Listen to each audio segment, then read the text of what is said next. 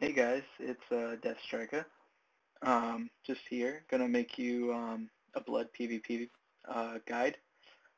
Mostly the blood one-shot macro, and I'm gonna attempt to explain how the vengeance nerf isn't so isn't so terrible. Um, so here you go.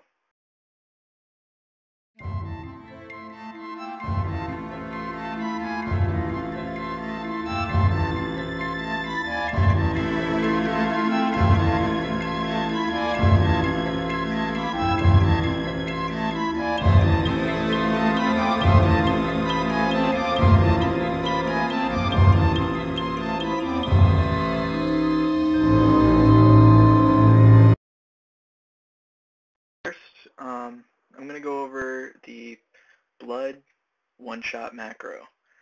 Um, of course, as you would probably assume, it involves Dancing Rune Weapon. Summons a second rune weapon that fights on its own for 12 seconds. Mirroring the Death Knight's attacks, the rune weapon also assists in defense of its master, granting an additional 20% parry while active. So, how to utilize this?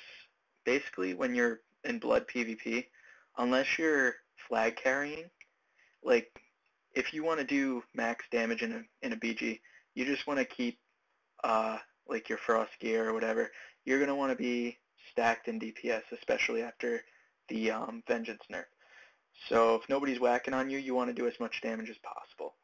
So get the unused trinket for damage. Don't get the battle masters for health. Get this and macro it into your rune weapon. So bring that up for you. Macros. Okay, so here it is. I have Show Tooltip, Dancing Rune Weapon, there you go, and use 13. 13 is where my unused trinket is, and cast Dancing Rune Weapon. So that'll activate your trinket and bring that up. Once you use that macro, you're going to want to use Outbreak, because after you pop that macro and use Outbreak, you'll have twice as many diseases up, because your rune weapon will mirror that and double those diseases. So you'll have twice as many diseases for even more damage. And the rune weapon will do all the attacks that you do. So in order to build up to this macro, you're going to want to make sure you're fully buffed. You get to your horn up and your bone shield. And then after that, you're going to want to spam Death Strike until you have enough runic power to pop your thing. So I have no more runes for Death Strike, so I'm going to go right to Hard Strike. And as you can see, rune weapon lit up. So I have enough runic power now. So I'm going to activate that, and I'm going to use Outbreak. So there's all these extra diseases going up, and then you're just going to use Death Strike as much as possible. And you're going to use Empower Rune Weapon, so you can get more Death Strikes. You're going to use Blood Tap to get an extra rune, to get another Blood Strike. And then you just use Hard Strike, and you should have full